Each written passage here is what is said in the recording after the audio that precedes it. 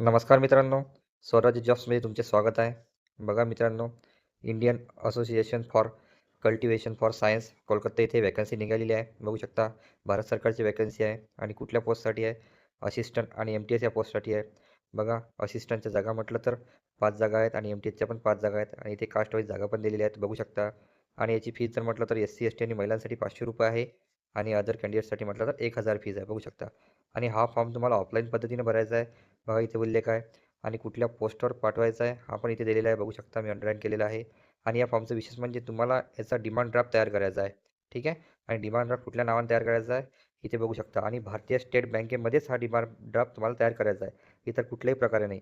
आणि हा सर्व झाल्यावर हा फॉर्म मी या टेलिग्राम चॅनलवर माझ्या अपलोड केलेला आहे, तिथे जाऊन तुम्ही बघू शकता.